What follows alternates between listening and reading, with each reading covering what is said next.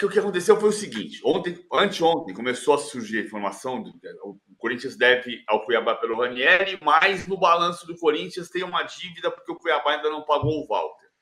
Aí eu fui atrás da informação do lado do Cuiabá. O Cuiabá diz que há um erro no balanço do Corinthians e que o Walter está quitado. O que o Cuiabá tem que pagar ao Corinthians não é o Cuiabá que tem que pagar, é o Apoel do Chipre.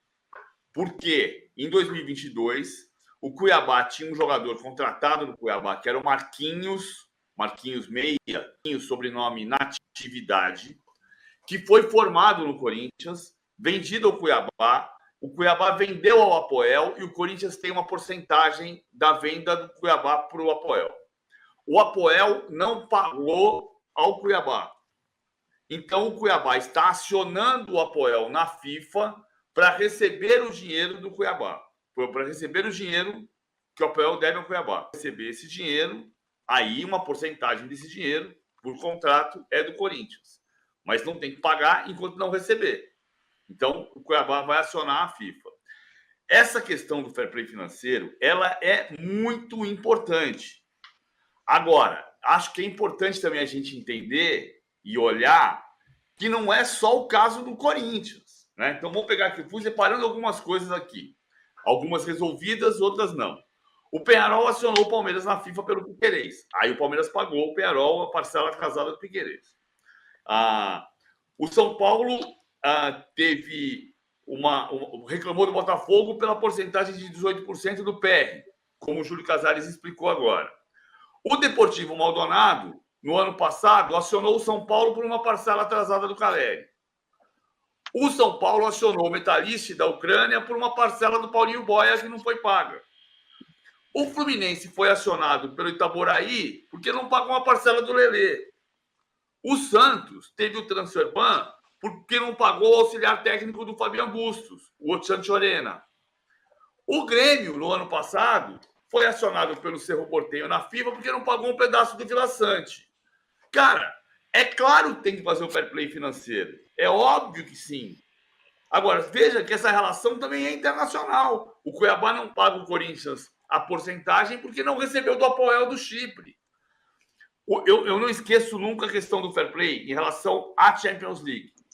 Em 2021, o Manchester City foi punido com o banimento da Champions League e das competições europeias por fraudar, supostamente fraudar o fair play financeiro, porque recebia da empresa Etihad valores diferentes que estavam no contrato. Então, turbinava as suas contas para justificar investimentos.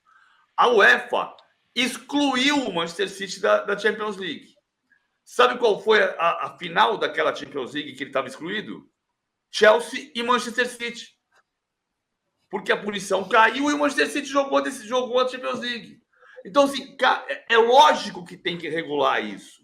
Tem que regular para o Corinthians, para o São Paulo, para o Palmeiras, para o Flamengo, para o Botafogo, para o Fluminense, para o Apoel do Chipre, para o Metalist da Ucrânia, né?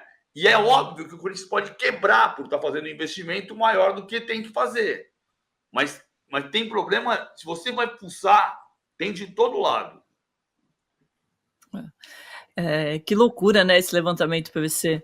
Agora, eu fiz essa pergunta para o Casares, vou repassar para você. Você acha que mais fácil a gente conseguir o fair play financeiro no Brasil ou melhorar a arbitragem? Melhorar a arbitragem é muito mais fácil. Dá trabalho, mas é mais fácil.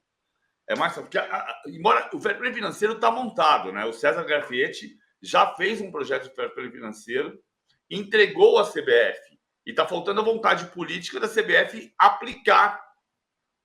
Então, desse ponto de vista, é mais fácil que ele está pronto. O projeto está pronto, feito pelo César Grafietti. É só comprar o projeto e aplicar. A arbitragem é um trabalho mais longo que precisa ser feito com implantação de profissionalismo, que a Federação Paulista vai fazer um pedaço no ano que vem. Vamos ver se sai, né? Tem duas informações aqui de bastidores de processos políticos, né? Tanto no Flamengo quanto no Palmeiras. Vou começar pelo Flamengo primeiro, PVC.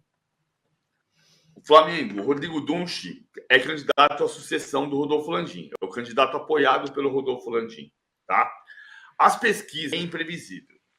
No final da semana passada, o Rodrigo Dunchi anunciou que, se for eleito, terá como Chief Executive Officer, CEO, o Rodolfo Landim. Olha a pronúncia, Hernan. Que é isso? Você viu? Você terá como CEO o Rodolfo Landim. Cara, desculpa. Isso é um tapa na cara do estatuto, né?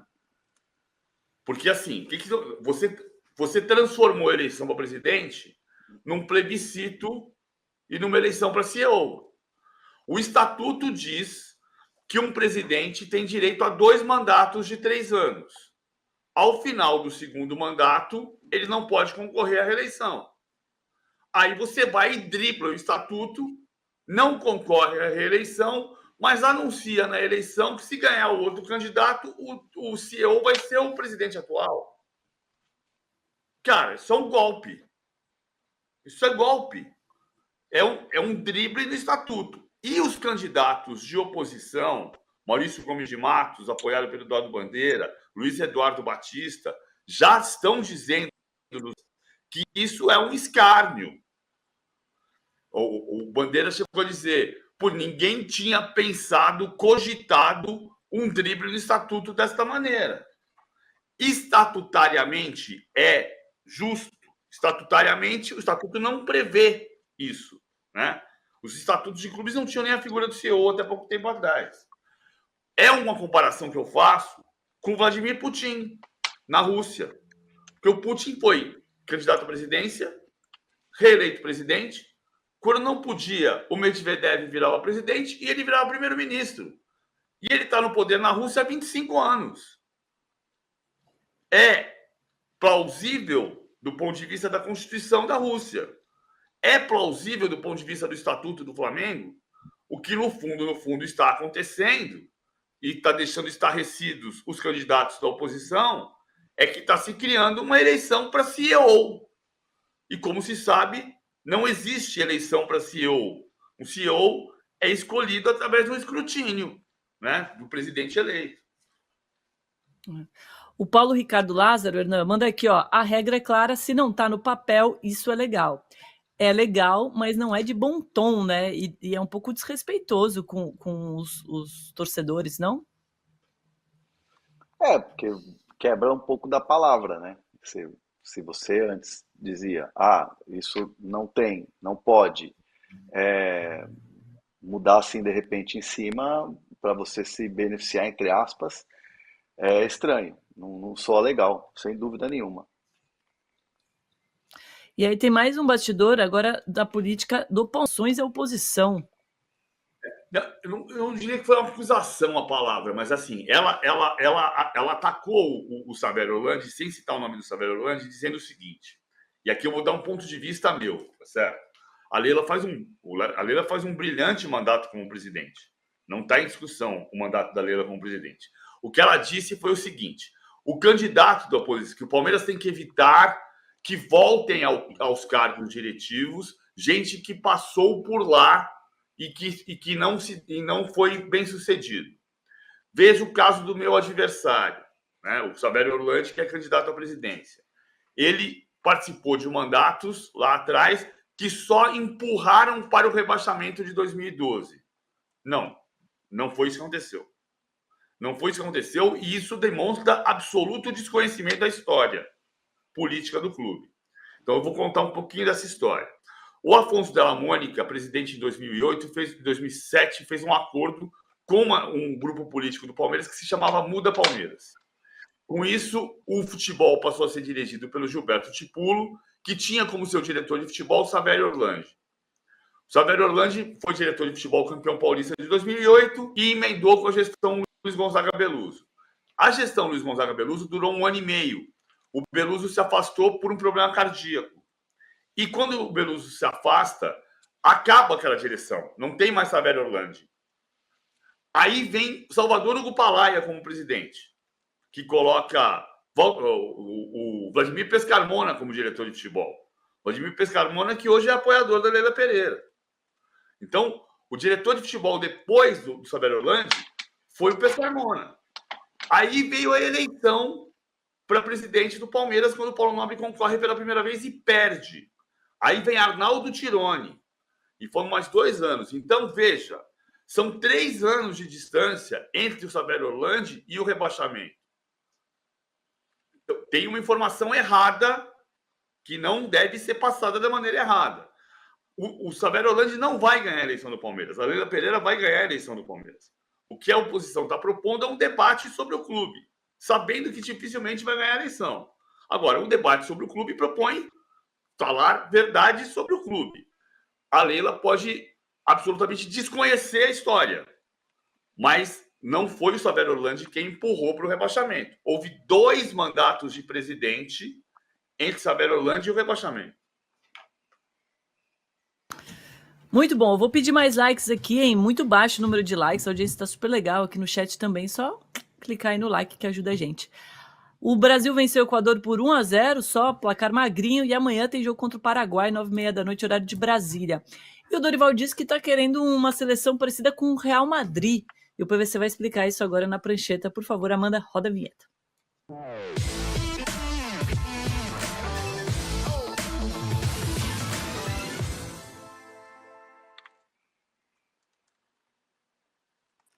Dorival disse numa entrevista para o programa do Neto, para o apito final da Rede Bandeirantes, que ele pensou nas primeiras convocações em não ter um centroavante, porque ele queria manter uma estrutura tática com Rodrigo e Vinícius soltos, como no Real Madrid. Mas que aos poucos ele foi percebendo que os times dele sempre tiveram um centroavante, então agora ele está buscando um centroavante, por isso ele convocou o Pedro.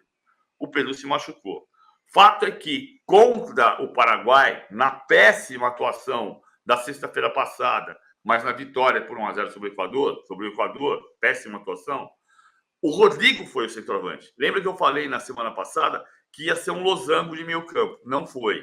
Não foi. O Rodrigo fazia esse movimento de saída da área, mas ele muito mais um centroavante. Então era um 4-3-3. E faltou meio campo. O Dorival fala em privilegiar Rodrigo e Vinícius Júnior e, nesse momento, não ter um centroavante. Mas ele está à procura do modelo. Foi mais ou menos isso que ele disse. E vamos ver se esse modelo funciona no jogo de amanhã contra o Paraguai às 9h30 da noite. E se não funcionar, PVC? Tá louco? Tomara que funcione. Bate na madeira aí. Na verdade, é fórmica que eu tô batendo aqui. Ai, gente, estamos encerrando o programa de hoje. Obrigada demais a você que participou aqui, que mandou perguntas, sugestões e likes. Valeu demais. Eu fiquei tenso um momento ali. Diga. Não, só queria chamar o pessoal para ir lá para a home do UOL, que tem uma entrevista com o Fabinho Soldado, né? Muito legal. E ele fala sobre a questão das contas do Corinthians nessa janela, fala sobre o Depay, ele que está lá, inclusive, na Holanda, embarcou ontem à tarde. A gente trocou uma ideia e eu publiquei essa matéria hoje de manhã, então tá bem legal que ele esclarece as contas do Corinthians nessa janela.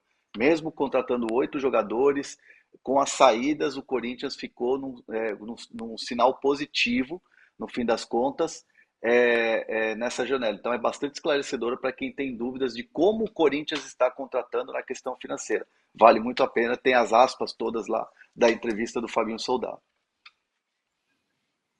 Olá, muito legal, hein? Porque é uma questão que a gente está... essa contratação do Depay trouxe muitas dúvidas, né, Hernan? Vou pedir para você dar uma palhinha aqui sobre isso, um mini spoiler, porque as contratações foram positivas, mas e depois a folha salarial, como é que vai ficar? A questão importante citar é que as saídas do Corinthians renderam ao caixa do clube, né? Aí se coloca Fausto Vera, todos os jogadores que saíram, 49 milhões de reais. 49 milhões de reais em saídas. As contratações, jogadores livres no mercado, jogadores que você teve que fazer um investimento, e contando com o André Carrillo, que é o meio atacante peruano, que já inclusive está sendo registrado na CBF para poder atuar pelo Corinthians, cerca de 30 milhões de reais. Então o Corinthians, nesse ano de 2024, desses 30 milhões que gasta para contratar jogadores livres ou não, contando o Carrídio, vai ter que pagar 9 milhões. É tudo parcela que você joga lá para frente, então desafoga um pouco o caixa do Corinthians. Aí eu questionei o Fabinho sobre o Depay. O Depay entra nessa conta e aí ele explica lá na matéria que o Depay vai ser pago com marketing, patrocínio, outras ações. Ele cita com responsabilidade, foi uma oportunidade de mercado, mas que o dinheiro sai do mesmo caixa Corinthians. Mas existem outras ações que vão pagar a vinda do Depay e que por isso que ele não coloca nessa conta. O departamento de futebol não coloca nessa conta. E o Wesley, eu gostei muito da explicação do Wesley, né, vendido para o Al Nassr. Esse dinheiro do Wesley não vai ser usado para contratar nessa janela. Não houve uso do dinheiro do Wesley para contratação nessa janela. Não conta os 30 milhões gastos.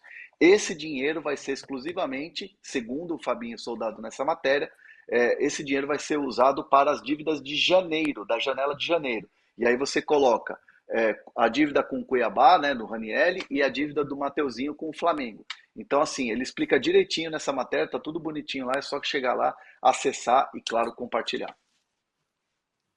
Perfeito, André. Muito obrigada aí por essas informações finais. Valeu demais, gente. Amanhã a gente volta ao vivo, 11 horas da manhã, com mais bastidores.